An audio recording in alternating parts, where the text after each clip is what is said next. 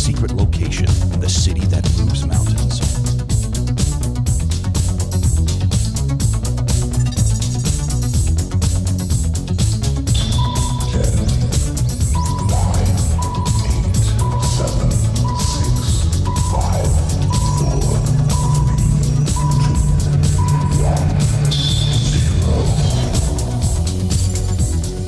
Greetings.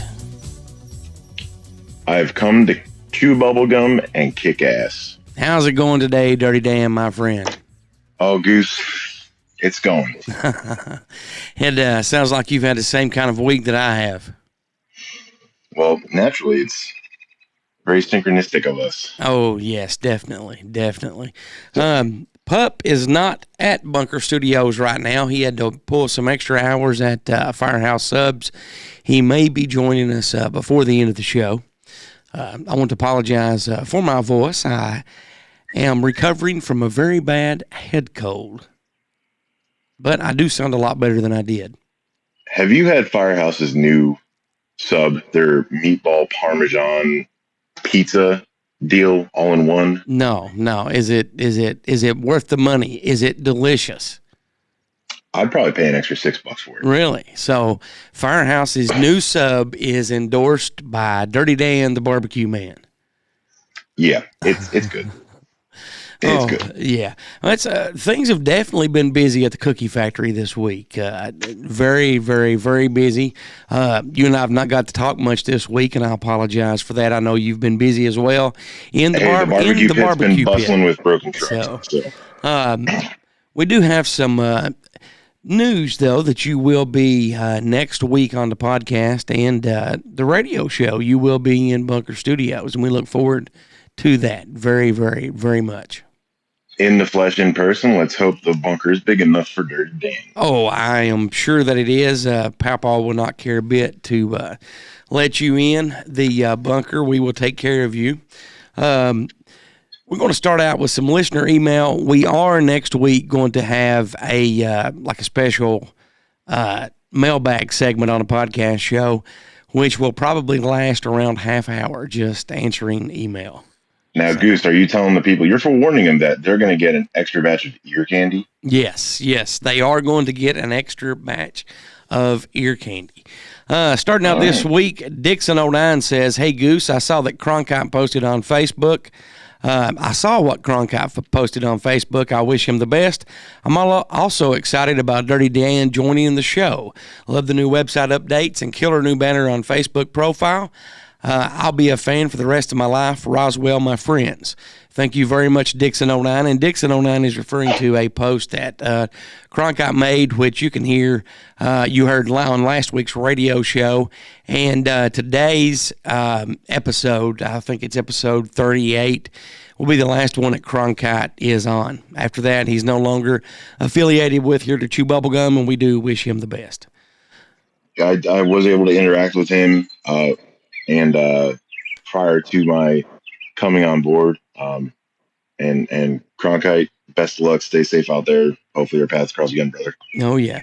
And we did have our email divided up. Like I said, Pup's not here, so I will read his next one. It comes from Shelly, and it says, "Welcome to the show, Dirty Dan." Thank you, Shelly. Thank you. We have Duffy from Indiana writing in, says, "Hello, Goose, Dirty Dan, and Pup. This email's for Pup. Pup, last week on the podcast was your first official appearance. You're funny and entertaining. I look forward to listening to you more and getting to know you better. Welcome to the Here to Chew Bubblegum, Pup and Dirty Dan." Well, thank you, Duffy. Yes.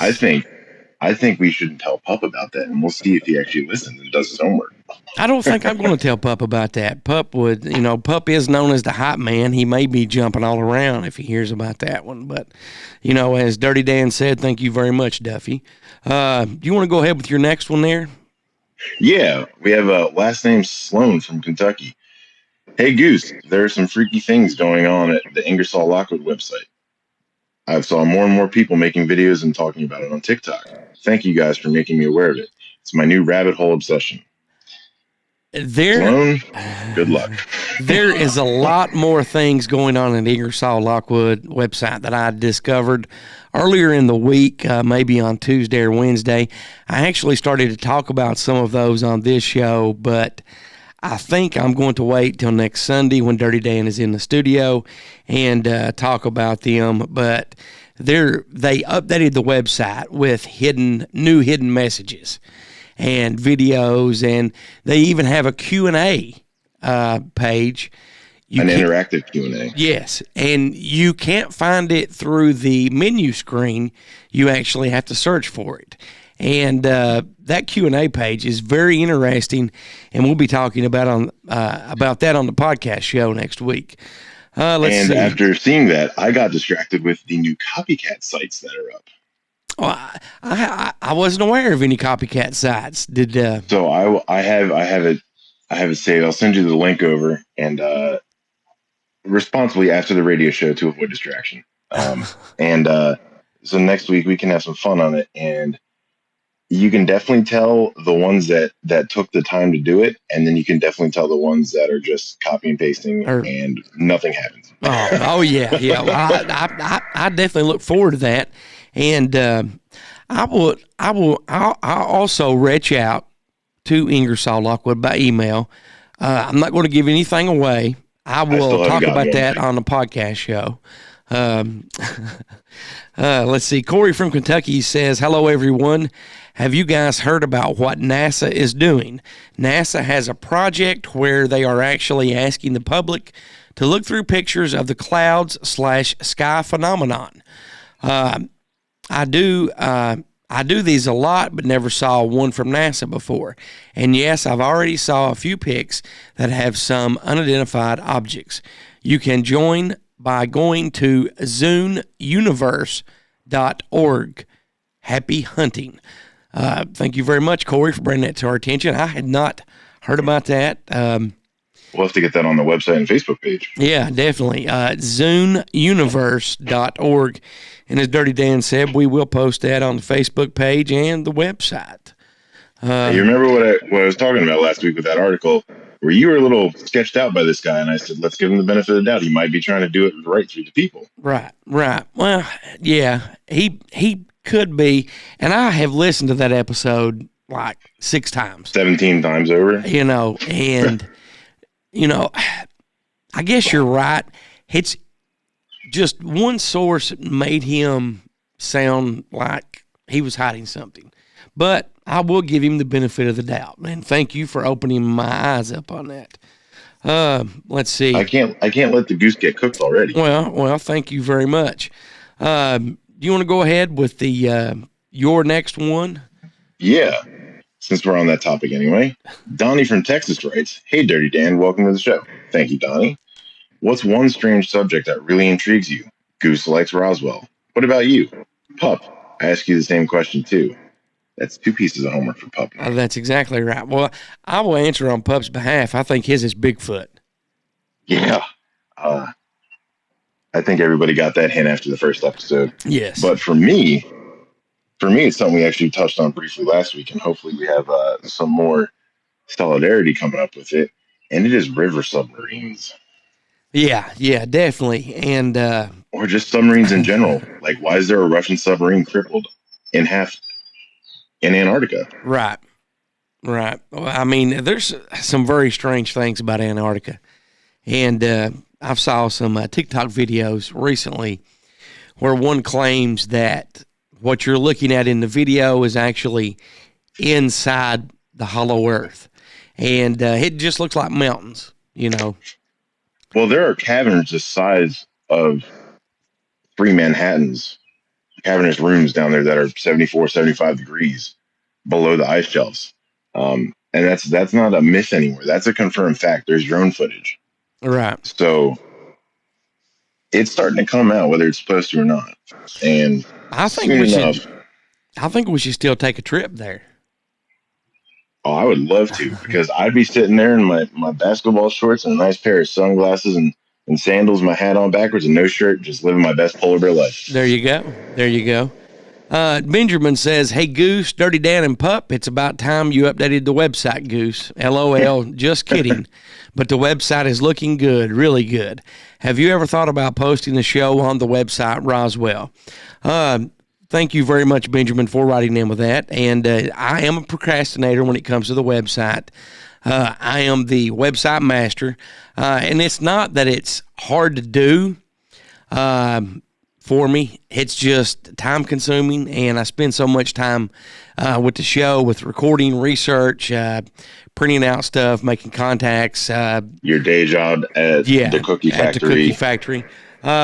I have thought about posting the show on the website, and that will be something that we may be doing within the next couple of months. We do have some big announcements that I'm not going to give away at this present time, but we could be, I will give you a hint and say that we could be on a very large platform by October. So it's going to have to be to hold me. Do you want to go ahead and read one of Pup's? Do you want to read the long one from Tommy? I'll read, Mr. Tommy from Georgia wrote in saying, "Time travelers only come from certain planets. Every planet has its job to do. These planets were assigned to be time travelers. They have jobs to do throughout the cosmos and any other place that exists. They've been here on Earth. They have to follow rules. Our watchers, in quotes, keep track of them. They must always stay invisible while working. People that are able to communicate with them are allowed to know their name, take messages, where to meet other travelers, and they're allowed to give you certain types of information. They ask if they may write using your hand with a pen and paper first. Then they draw what they want. Children also are time travelers. They speak to you in English or silently to your mind. Just wanted to share my thoughts with your audience." Thank you, Tommy. And as soon as I read that center section, all I could think of was that part from iRobot where Will Smith is trying to figure it out. And to get the right answer, you must ask the right question. Well, what I like about that is that he mentions the watchers, and there's a lot of people that are not aware of the story that goes along with the watchers. But, as Dirty Dan said, thank you very much, Tommy, for writing in and sharing that with us, and for making our listeners aware of that and your thoughts. I think you've got the last one there, don't you? Here to chew bubblegum, fan number 3. I'd like to meet 1 and 2 also, but I digress. I just wanted to write in and say that I'm really excited and looking forward to the next few podcast episodes. What can we expect now that Cronkite's not with the show anymore? Anything new? Keep up the good work and pumping out that ear candy. Well, here to chew bubblegum, fan number 3. Let me enlighten you. Dirty Dan here. And I can tell you, there's going to be a whole lot of new stuff. Hopefully, we can get out and possibly come to you live from somewhere that is surrounded and shrouded in mystery in our great home state. I like that. I like the sound of that a whole lot. So, stay tuned. Enjoy the ear candy. Remember to use Q-tips. Don't press too hard. And we'll keep it coming. There you go. There you go. Good response. I want to thank all of our listeners for emailing in. It's easy for you to contact the show. You can call, text, or leave a voicemail by calling 606-373-3396. You can email me, Goose, at heretochewbubblegum.com. You can email Dirty Dan at heretochewbubblegum.com.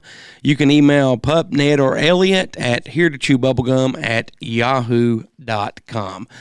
Before we go any farther, I want to talk about the Pikeville Comic and Toy Con. Coming up soon? Oh, very soon. Saturday, July 31st, 10 a.m. to 8 p.m. And after the con, they will have a special showing of Evil Dead 2 at 7 and 9 p.m. at the Riverville.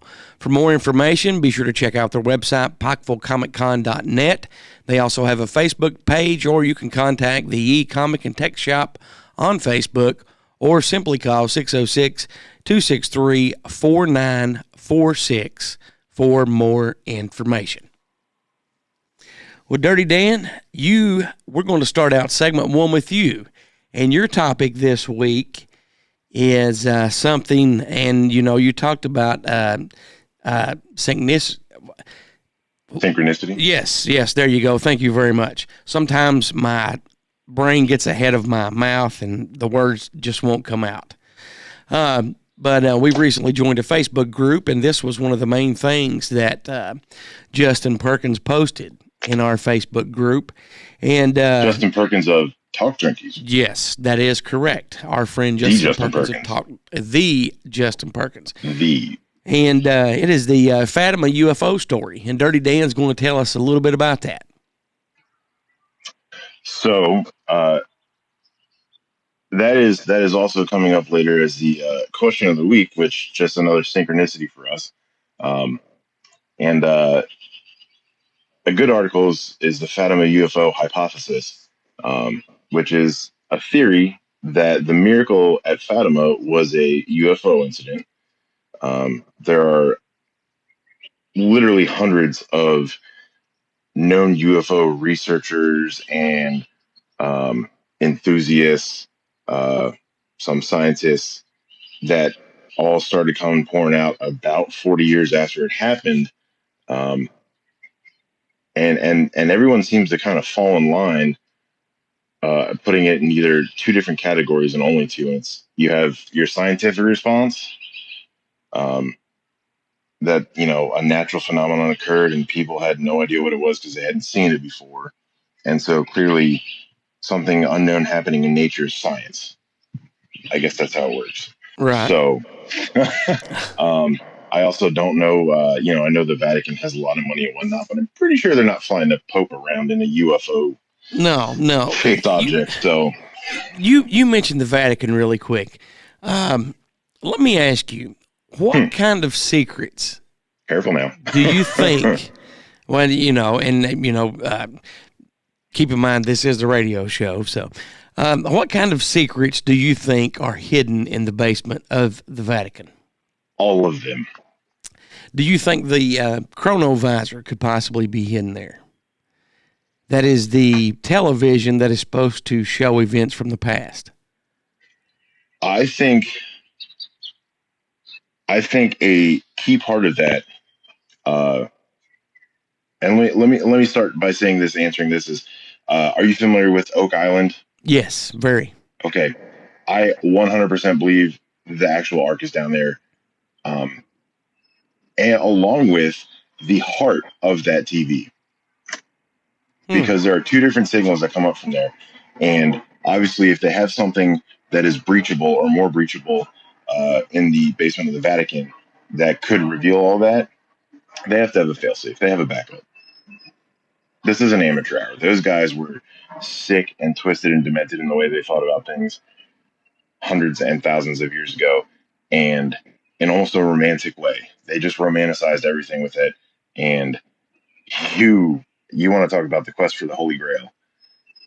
Getting into that Vatican basement is just going to be getting through the starting line. Really? You got the whole race to finish after that. I've never thought about the Oak Island connection there, but that's very intriguing to me. It's a sacred burial ground. Yeah, I can. And it's one of the few recognized international sacred burial grounds. Right. So if you have the largest still populated religious area in the world that has the keys or the pieces to some very deep, dark secrets. And, you have the catacombs and whatnot, but you also have this uninhabited booby-trapped one now that has two very strong radio frequency signals coming from there that no one can attain. We have all this great technology, all these advanced techniques. We have people that are literally dying to die there to get to the bottom of it. Right. And we can't even come close. And that's been there 1,000 years. Yeah. It's I think 980 is what they estimate at the earliest it is, to about 1,150. Yeah, with the actual treasure, I think, was hidden between 700 and 900 years ago, supposedly. So, I mean, I'm a huge fan at least of one the level. Curse of Oak Island. So now I've never thought about that. At least one level. So I hope they find it. In this next season. I think they will. to because they've branched out and tried to do other like television stuff. But to get I don't want to be mean to you, Goose, but I think you're falling for a false flag. really, Yeah. so you don't think they'll find anything on Oak Island? Truthfully, I don't think we'll ever find anything tangible within the next 100 to 200 years from there. What's your reasoning behind that thought? Because we've gotten so far away from our roots. That makes sense. Our ego is what's keeping all of this UFO mystery and secrecy out of the way. Yeah, yeah. You know, people back then were much more basic, respectfully. And if you have a good structure of life and work, it's recognized. It always has been. It's a tell of time. Right. It's going to happen. Right. Well, going back to Fatima, getting back on subject there, you mentioned the Vatican. I just wanted to get your opinion real quick on what you thought about the basement of the Vatican. Well, it's because they swear up and down that it must have been the divine intervention and that they saw the Virgin Mary. I mean, you know, there was the whole didn't someone have Jesus on a grilled cheese sandwich? Yeah, on a grilled cheese sandwich and some toast. You know, he's always being seen at different places. That must have been Texas toast. Yeah. But that was big up until about the 70s. They pushed a religious intervention or phenomenon there, and then when it came to get to the 80s, people were like, you know, I think we're going to call this extraterrestrial. Because you can kind of write off if three young kids saw it, you know, and they described it, and it's a strange being, and it came with all this love and light. You know, I could understand their parents not knowing any better, or whomever was their watchers saying, oh, it must be the divine intervention, it's the Virgin Mary coming back. Because it was always on the 13th day. So, you know, there's some understandable correlation there. But when you look through the original text from Joaquin Fernandez and Finna Del Mata, they actually found the original statement that was basically redacted from the oldest of the three, that it was so far-fetched that he was made an example of. The other two heard what to say, they said it, and then his actual recorded and released statement was in line with the brothers. Now we've talked about the Secrets of Fatima on the show. I think it was a few months ago, and during our listener requested topics segment. Other than that, I had never heard of it until last night, and then today. I'm definitely going to do some more digging. So you're on the second step. How many steps were there? Or steps may be the wrong word, phases? That depends on what 13th of the month you're closest to. There's 6 months, May, June, July, August, September, and October, that from when it started to when it ended. And September 13th is apparently the most prolific one, with the harshest and sudden coldest weather changes coming, and the sun setting so far down and dark, even darker than the 13th was. And that it's, you have a step for each of those 6 months, but then you also have it for, there's initially when it happened, it was in the 40s. You have it rekindling in the 50s, you have it rekindling in the 60s, and it stayed in the 60s until about 72, 73, it seemed like. And then the late 70s, early 80s, it came back. And the whole extraterrestrial part with, the Cold War going on and having all these spy planes out there not known, it takes some really hard, deep, dark twists and turns that you better hope your lap belt's on or you're getting flung out of a roller coaster. We have a surprise guest with us right now, Dirty Dan. Ken from the Pikeville Comic Con is here at the bunker. Ken, you want to say hello? Oh, thank you for having me here on your show. And in America, go Philadelphia Red Sox. America, yes. Thanks for having me.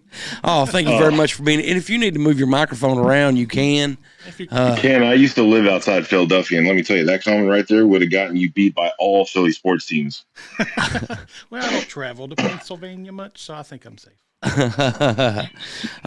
If you want to, Dirty Dan, pull up your list of questions for Kent. And like I said, Pup's not here, so we'll fill in and read his questions. But we're very excited, ladies and gentlemen, and lovers of ear candy everywhere, to welcome Ken Leedy. Correct? Kent. T. Kent. Yes. Leedy. You even have it spelled right. Well, see, I had it spelled right. I saw that. I just didn't say it right. Kent Leedy, the creator of the Pikeville. Leedy. Kent Leedy. Yeah, you'll get it there. Thank you for coming on, Ken. He's only known me for about 5 years. Well, see, I get nervous. I always just call him Kent. So, and it's all the sugar dust he inhales at the cookie factory. Oh, that might work too. Yeah. So, as Dirty Dan said, thanks for coming on. How many years is this for the Comic Con? This will actually be the 4th year since the wonderful COVID closed it down last year. Yeah. So. Does it feel good to get back and, bring a sense of normalcy and be doing it again? Oh, yeah, because this is something I really enjoy, because I start usually around the first of the year planning this, because you got to. Especially, with all the detail that you have to work out. Right. So it's nice to just bring it back just for the fans, and then also for all the local talent that, gets the booths and brings their wonderful crafts to the show. So it's nice to be back. Now, Ken, how did you get the idea to start a regularly occurring or annually occurring Comic Con in good old coal region, Eastern Kentucky? Well, what inspired you? Let me take you back to 1975. Then we have to travel to 1990. Then we'll come back to no, I'm just joking. 5 years ago, actually, my good friend Mike Belcher, who does the Man in the Mask cartoon, he's a local guy from Paintsville. He gets comics at my shop, and he comes up every Wednesday, and we just sit around and talk. And we were just talking about we always have to travel to go set up at a Comic-Con. So as soon as he left, first thing I did, I just emailed the expo at that time. Now it's the Appalachian Wireless Arena. But I just emailed them and said, hey, how much to rent this for a Comic-Con? They were excited because no one's ever done it before. They've never done it before. So they gave me a deal, and we just ran with it for that year. Just see what we can have. And you had great attendance that first year. Oh, I mean, yeah. you stepped up to the plate and knocked it out of the park. Yeah, and a lot of the vendors and that do all these big shows, one of the best compliments they gave me was that it was a really well-run show. But one thing I do is when you have celebrity guests, you have to have a green room for them. Right. Well, these guys are buying the booths and basically help paying for the show. So all of my vendors get access to the green room, just like the celebrities. Wow, that is all right. Now, I like peanuts really good. Will you have peanuts this year? I don't think so, unless I can't control the food. That's all the arena. Milk and cookies? Maybe. Okay. Oh yeah. All right, Santa Claus, calm down. All right. I forgot he hasn't paid for his table yet. That's why he's getting access. Usually it's there's a veggie tray, fruit and veggie tray, like a sandwich tray, and drinks. Now is David Fultz going to be back as MC this year? No, I've not heard from him. Well, I hate that, David. If you're listening, we miss you. We hope you need to get up with Kent and come back this year. I don't know you, but please come back. Yeah, Dave's great. Oh, Dave is a great guy. Dave loves to tell jokes, and he loves to laugh at his own jokes that he tells. And the good thing about David, come back. Well, the good thing about him is he walks the floor and he goes to each booth and he tries to draw attention to each booth. So he's a walking sideshow, is what you're telling us. Yes, he is. David, I've knew David since 2005. David is a great guy.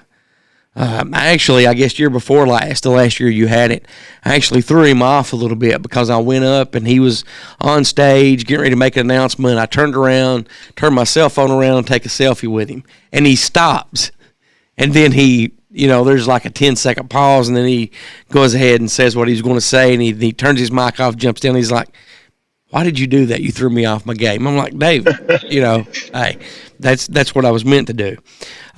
So can we expect anything different from this year where it is COVID due to past years?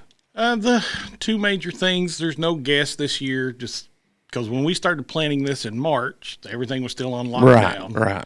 There's too much uncertainty with what can, and when you reached out to some of these celebrities, they're not ready to go back into large crowds. Even some of my vendors don't want to come back this year. They want to wait one more year. Right. And then see, come back. So, but we still got plenty of vendors and exhibitors going. We've got the cosplay contest for the kids and the adults. And we just decided we wanted to bring it back, so we're just going to go old school with it. Well, we've been plugging and talking about it on the podcast and the radio show, which you're currently on for the last couple of months now. And yes, I've had 3 people. No, I'm just joking. I've had several people tell me what they've heard. 3 people. Now, I have an ad lib question here, just because this is coming from someone. I'll say asking for a friend. Can in your convention expo, your gathering, your day of enjoyment, what exactly is the best way to define cosplay? Cosplay, the way we do the adult contests, it has to be a costume that you have made from scratch. You can use materials from anything, but you can't go out in the store and just buy a costume. But I know some people do that, but actually real cosplayers make everything from scratch. So that's one of the requirements for our competition. The kids' competition, they can just go out and buy a suit right out of the store because it's just little kids. I don't expect an 8-year-old to make. Now, is there an age limit? Because I do self-identify as a 9-year-old. And just by height. And female? No. Oh, no. Yes, there is an age limit for the kids. 11 and under are the children's competition, 12 and older. Same way with tickets. If you have to buy a ticket, you're the adult. So you just had to turn 12 this year, Goose. Oh, yeah. I had to turn 12.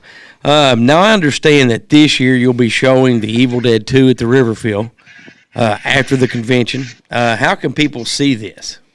This is actually a competition or contest. There's 2 showings. There's a 7 o'clock and a 9 o'clock. There are 50 tickets for each showing.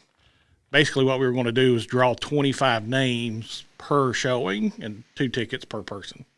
Now, how do people get to enter their names in to be drawn? They go to the Facebook page, and there's the actual post about the Evil Dead movie, and they just have to comment, like it, and share it.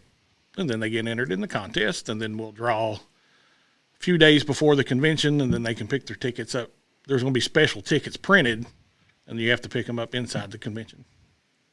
That's pretty Special cool. tickets for the special winners. All right, Kent, what plans do you have for the convention? Or is this anything that we can expect next year or the recurring year? I always play it by ear. As long as each year does well, then I'll start work. I'll take a break, and then by January, I start planning. And we usually put out a request on Facebook who people want to see. Now, we can't get everybody because right. Robert England. Yeah, well, a lot of people don't realize is, you have to pay these people's airfare. Yeah. Whichever way hotel, eats. Well, I've flown people first class. I've never flown first class. Right. But I've had to fly people. And then you got to pay hotel. I don't know if I can even fit in first class anymore. And then you got per diem. You got to give them so much money to eat off of each day. So, then where we don't have a regional airport. That makes it harder. Yeah, you have to, I'm usually flying them into Cincinnati, Louisville, or Lexington. Have you ever but used you have a chauffeur over here at Lexington. I'm just saying. Oh, okay. Well, Dirty Dan is volunteering as a chauffeur to give any celebrities a ride up. That I'll take you up on that, because the last show I had Larry Hama, which of course is the creator of the G.I. Joe file card. Oh, yes. Big Marvel writer. And I had a good friend who's big into G.I. Joe, and he lived in Lexington. I said, would you like to pick up Mr. Hama at the airport and transport him? That was a dream come true for him. He said, I got 3 hours there with him just to talk about everything. So you could have probably got him to pay you to go pick him up. I've had some people offer. Right. And then I had my best friend pick up Jim Shooter, and he didn't know who he was. Oh, boy. And then he took him back because he was never big into comic books, but he took him back to the airport as well. And then after it was over, he said, "Now who was this guy?" Well, when he brought him here, he said, "Now who did I pick up?" I'm like, "He's the godfather of Transformers. He created the whole universe, and he's a huge Transformer fan." He's like, "He was in my car." He had no idea. No. I got a bone to pick with him about Optimus Prime, man. Can you offer any advice for anybody that's coming to the convention this year? And I'm talking about like people that's been there before or newbies, first timers. Yeah, I tell everybody to try to come as early as you can because you never know what's going to happen. I do know some. You try to get the vendors to stay all day, but some, if they're not doing well, they'll just pack up and leave. That's never happened to us, but. And good hygiene's always a good thing. Also, the cosplayers always want me to tell you that it's not the right consent to touch them. If you want to take a photo, be respectful. Ask them politely. Right. Just don't assume you can walk up. And yeah. Well, I mean, and honestly, it's a shame you'd even have to tell people that. Yeah, and bring cash. Some of these vendors, I just went to a show in Georgia. They won't take anything but cash. Really? Yeah. No debit cards, no credit cards, no PayPal, nothing. I mean, cash is still king in this day and age. So. Well, we know why we like cash. So. Oh yeah. So, but yeah, so bring plenty of cash. There is an ATM, but you're going to probably have to pay $3 fee to use it. Right. But, I'll be set up with a fresh printer right outside the corner anyway, so just come to it. You got the next question there, don't you, Dirty Dan? Yes, sir, I do. I got two of them, actually. How can people get in contact with you to get advanced tickets or a booth or be booked as a guest after hearing the wonderful ad say that a certain podcast has been playing for months now? what one's that? Don't worry. Spooky Family just got on. That's right. Yeah. I heard you had to give a tribute to be on this show, so I hope this 20-gallon can of bubble gum that I bought. Oh yeah. Will be suffice. But to get a hold of me, the easiest way is just to email me at pikevillecomiccon@gmail.com. I'm pretty fast on the response. Thing about me, I don't usually respond to things after my work hours, because that's my time for me. There you go. Are you Jimmy John's fast? Am I what? Are you Jimmy John's fast? Yeah, pretty fast. All right. So you can do that if you want to get a booth. Actually, if you want to get a booth, you can just go to the PikevilleComicCon.net. There's a registration form. Just fill it out, mail it in with the check, or we do PayPal, and you can get a booth that way. And the email is a good way for anyone who wants to be a guest to reach out. As far as advanced tickets, we don't sell them online, and I'm not going to tell on the radio why, but it does keep the cost down. Right. So you have to go to the arena to purchase the tickets, but you can go now. You don't have to wait till the day of the show. And if you do go early, you have to go on the Main Street side to the office, not the box office. You have to go through the main office. The main office, and there's a girl there from 10 a.m., I think, to around 4. So you can actually go get your tickets now. Right now, yeah. Okay. And not have to wait in line. And then when you come in, you exchange the ticket for a wristband. Right. And just in case we have any unsure vendors on the fence still, is there a cutoff date to be registered by? Because I'm sure you don't want to be woken up at 6:30 that morning and saying, "Hey, I want to come be a vendor for you." If you want to give me money, you can show up that day and give me money. I don't care. All right, I stand corrected. If I'm close to selling out, then that's when it's a problem. But right. With this year, I'm not having that problem because we're I know a good guy, Barry Lawson, that does that Lawson's leather work. Yeah. His job increased, so he's not even had time to create anything. Right. So COVID's kind of messed with some of the vendors being able to come back. Right. But we still got a good amount. But now, this one's not. This is an ad-lib question. We talked a few months ago. You were talking about maybe a possible a band playing outside as well as a bouncy blow-up for kids to jump on. Those are my favorite. You're too big for those. You broke the last one you got on. Is that still something that's going to happen or may happen? No, we did. Which part of it's Facebook. We didn't get much response with the bands. We had my good friend Josh Crumb's band was downtrend. Yeah, they were willing to play, but the fee for the expo to set Right. everything up was astronomical. So, because what we was hoping to do is play all day. Right, And right. we only had like 2 bands reach out. And I'm like, well, I can't justify paying that amount of money just to let 2 bands play. Maybe that's something you could do next year. Yeah. What And about you can't expect, as a musician, for someone to play 5-6 hours straight. It's taxing. I'll tell you that much. It's Well, taxing. this was what we were hoping was to get maybe like 10 bands, and each one could just play an hour. which is a great Have a idea, battle. you know. Because and- Have we a were battle of wanting- the bands, Marvel Universe style. Well, what we were hoping is just because where they didn't get much exposure in 2020, this is just a way for them to be able to get out. Because we get all kinds of great artists. The only thing we never get is musicians, because it's kind of hard to play Right. in the arena. Now, Justin Perkins of Talk Junkie, I know that you have a band put together now and you're playing music. You need to get up with Kent and play next year. And if you need some backup vocals or a drummer, Dirty Dan here. Oh, there you go, Dirty Dan. And if you need anybody to play the harmonica or cowbell, I am a cowbell specialist. I can play We always that need more cowbell. Always need I more can rock cowbell. the spoons. There you go. Yeah. There you go. That's impressive.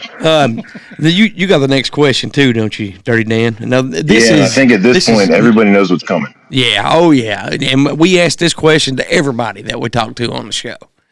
Okay. So with that being said, Ken, what's your opinion on the Roswell UFO crash? I was told that no questions would be asked during my time in the U.S. government. So that's the funny thing is when you sent these questions to me, I was mowing grass at my church on a riding mower. That's the first one I saw. Really? And that was the answer that popped. I'm like, I'm just going to have to say that. Right. And then he wound up mowing a crop circle into the front lawn of the church, and just Oh, And by the way, it's a Catholic church. is it really? Yes, I'm Catholic. Oh, okay. A good talk about the Vatican earlier. Well, I'm gonna have to go back and edit some of the first part of the No, Don't worry about there was nobody said nothing about Hey, I was it. baptized I'm Catholic. not sensitive. You know, I just think it's amazing that there's so much history that could be hid in their basement that we'll never truly know about. Yeah, it's just like any government building, Yeah. Yeah. What's in the White Exactly. House. So, what do you actually think that something did crash at Roswell? Something happened there. Do you think it was a weather balloon? No. Okay. So, Okay. no. You're a smart guy. Let's see. If you could book an alien or time travel at the con, would you? Now, this one I didn't Why or understand. why not? This one I didn't understand. Is this someone who played an Well- alien or time traveler? Because I don't really know All right. any real aliens or time travelers. Let's say Or hypothetical. yeah. Don Trump. Hypothetical. If you could book a real live alien or a real life time traveler at the convention as a guest, would you? Why or why not? Alien friendly, yes. Unfriendly, no. Unless it was in a cage. Okay. Kind of like Jurassic Park things. Like, Well, I mean, I feel like you had the army there to take it on if that was the case, though. who knows? Somebody could just be doing a sideshow thing. They might have caught it in their backyard and like, woo wee, let's go put this on show. That'd be me. Charge $5 a ticket. But yeah, I'll show it off. I have no problem with that. Time traveler. Hopefully, he's went in the future and told me, how successful the show was. There you go. There you go. He might lie, say, "Oh, I did very well there," just to get the. There you go. You want to finish us out with questions there, Dirty Dan? Yeah. So to kind of reiterate the last question, Kent, if you could book a time traveler at the con, why would it be Elon Musk, and why would it be Elon Musk? Just because I like to say Elon Musk. I also like to say couscous. That's a fun Couscous. word. I love couscous. Yeah, I just like saying couscous. I'd like to hear Elon Musk say couscous. Oh, I would travel in time to hear that. I would just make time stand still just to hear that. Repeat. Yeah. Oh, well, is there anything in closing that you want to say? Yep. So y'all changed that last question then, didn't you? Yeah, change it around a little bit there. So, It's my favorite time travel movie. well, yeah, you can tell us. Is Time Bandits, by the way. Time Bandits is good. It's just Time fun. Bandits is good. Mine would be Back to the Future, though. Well, yeah. Nothing beats Back to the That's Future. a great one, but Time Bandit's just, I saw that before, Back to the Future. Right. And that's just a good, fun movie. It is a good one. I mean, I love Back to the Future. I used to do marathons of all three. Right. And then realized when 3 ended, it actually destroyed number 2 and number 3. Yeah. So, yeah. In their timeline, number 2 never happened. Right. Therefore, number 3 never happened. Right. It's kind of weird. Yeah. Kind of leaves you at the end of number Marvel 1. doesn't believe in that stuff. So, But yet they do if you watch the new Loki. But but no, just ask everybody to come out. I know we don't. Some didn't really hear too many people complain about not having celebrity guests. So even if you are disappointed, still come out and support us because if we do well, we'll keep growing. And that's what has more guests, you know. Yeah. I mean, that's how if you supply some Jack Link's beef jerky, I can very quickly turn into Bigfoot. might be able to do that. I like the sweet and hot. You look really tiny on that screen, so I don't know. Do you have stilts? Well, when I stand up, that'll say otherwise. Yeah. He's actually pretty tall. Yeah. So. So like Lexington Comic Con, they started out real small. Yeah. It took them a few years to get up to where they were at. So you just got to support. If you want something in your area, you have to support it, even if you're disappointed that something you want's not there. Right. Yeah. And I'm a firm believer in supporting Eastern Kentucky. And, if you can buy local, buy local. Come out to Pikeville Comic and Toy Con. Show it some support, help it grow. Yeah. That's have a great time. Yeah, that's my thing, because there's so many wonderful artists that come here. And then we get people who travel. I had some people call from Georgia the other day wanting to know if there's booth space. So, that's awesome. And it helps support the local people that make, like Mike, I was talking about Man the Mask. That's a wonderful comic book. Yes. It's friendly, kid friendly. It's actually based on his grandfather, but he was a coal miner in Eastern Kentucky. Right. And he became a superhero. So, well, that is awesome. And then it's passed down from father to son to grandson. That is awesome. Well, ladies and gentlemen, once again, we want to thank Kent with the Pikeville Comic and Toy Con for coming in. The Pikeville Comic and Toy Con is next Saturday, July 31st, 10 a.m. to 8 p.m. And after the show, a special showing of The Evil Dead 2 at 7 and 9 p.m. For more information, check out PikevilleComicCon.net. They also have a Facebook page, or contact the E-Comic and Tech Shop on Facebook, or simply call 606-263-4946 for more information. Kent, thank you once again for coming in. It was a pleasure to talk to you. I will see you on the 31st and at the gym. Yep. And ladies and gentlemen of Here to Chew Bubblegum that live in the Bunker Studios area near the city that moves mountains, be sure to check out the Pikeville Comic and Toy Con. Thank you, guys. Now, where's the mop bucket? I'll get to clean. It's over in the corner. Take a lighter look into the darker side of the world. Join Elliot, Gertie, and Beagle as they jump into the dark abyss of hauntings, serial killers, conspiracy plots, and beyond. The Spooky Family Podcast premieres July 1st, wherever you find and listen to quality podcasts.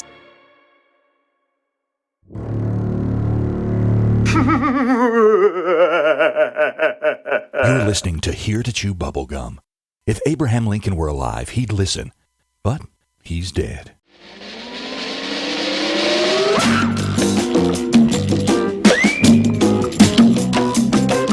One, two, three, 4, 5, 6, 7, 8, 9, 10, 11, 12.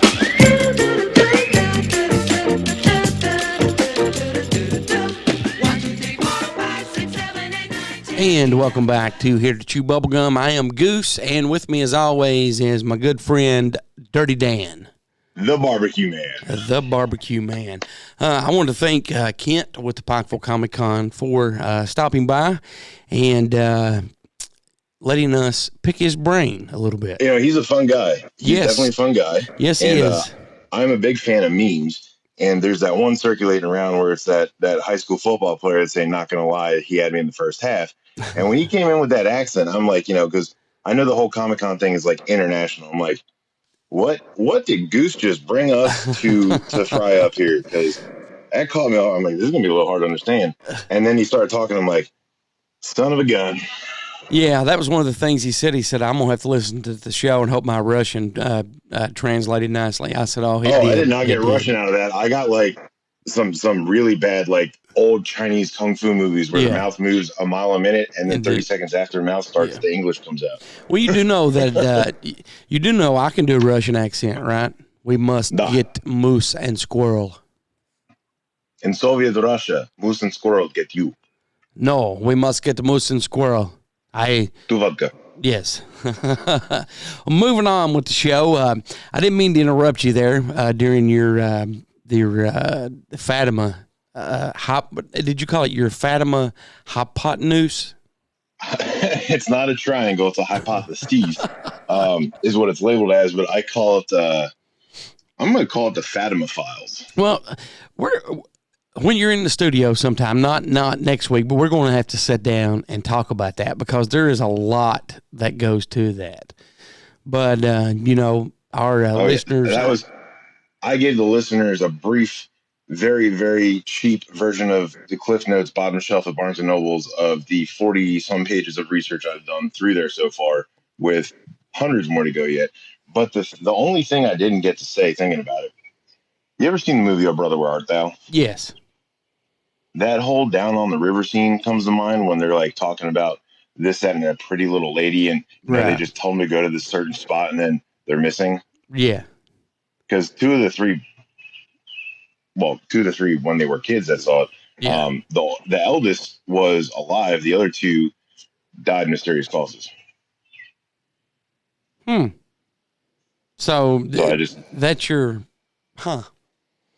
That was my your thought. Yeah, my connection, and then I just had the Soggy Bottom Boys, which I was thoroughly impressed when I found out George Clooney was actually singing. Yes. I just had Constant Sorrow come in my head, and I started getting all happy. Here's a little tidbit for you from Oh Brother, Where Art Thou? He's originally from Eastern Kentucky, around the Ashland area, and his dad is too. And when he did that movie, he sent his uncle the script that still lives in Ashland, and he recorded it and sent it back to him, and that's how he relearned his Eastern Kentucky hillbilly accent. So if you go to Love's Truck Stop, headed towards West Virginia off 64, right at Ashland, and you go back around by where the service shop is, there's a light pole that is very, very old, no longer in use, but there's a little sign on there that says George Clooney was busted for underage drinking here. Really? Yeah.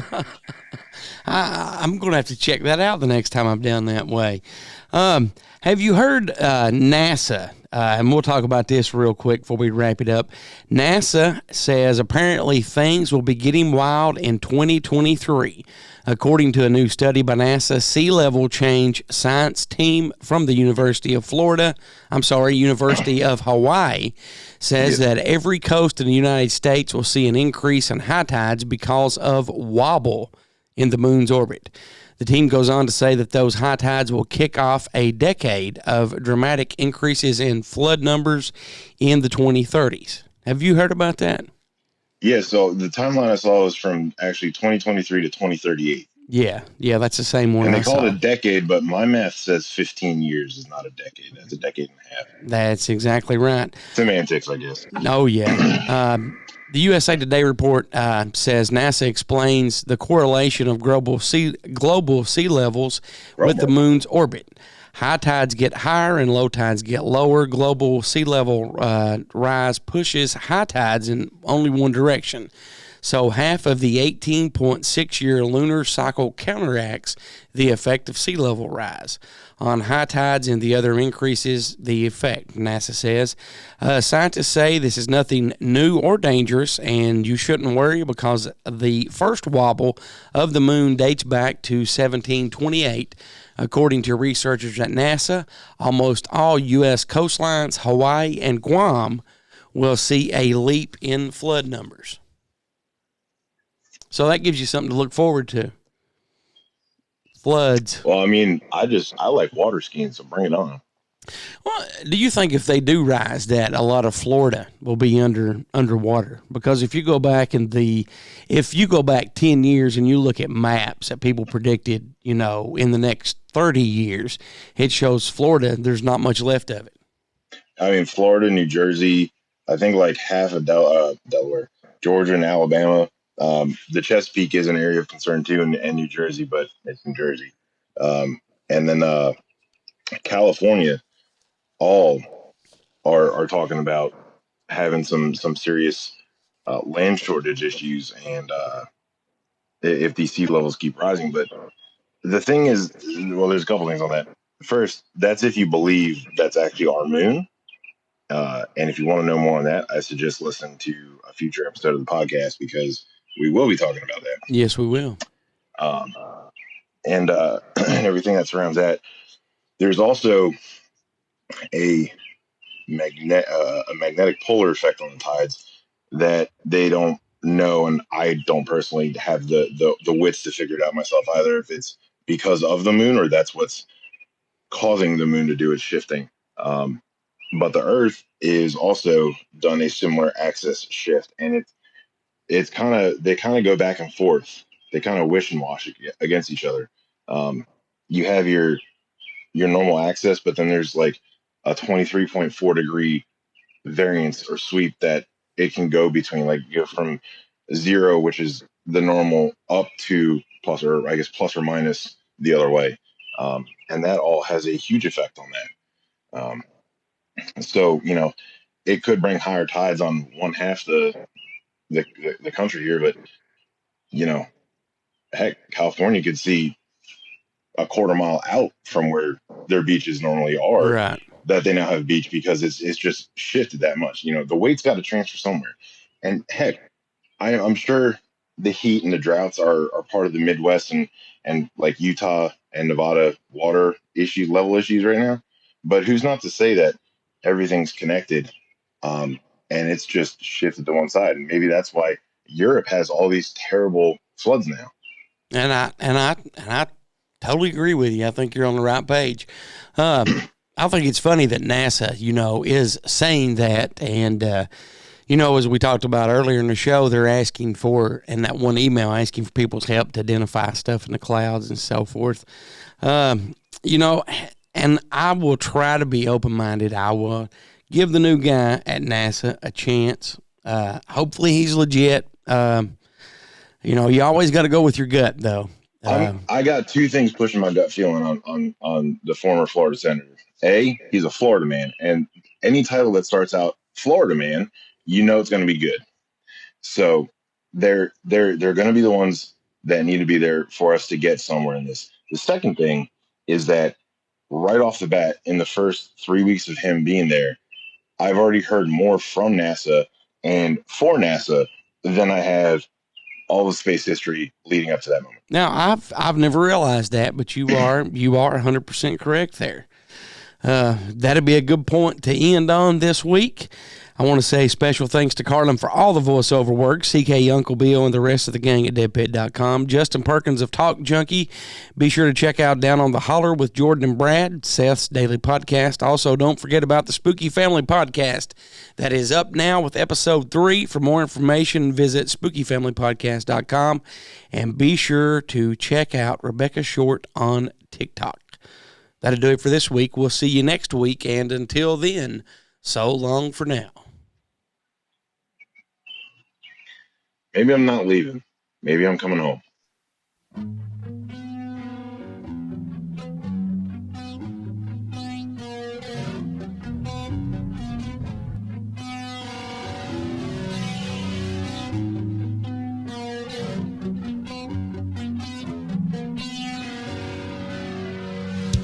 Thanks for listening to Here to Chew Bubblegum. Tune in next time as we dive deeper into things the government doesn't want us to know.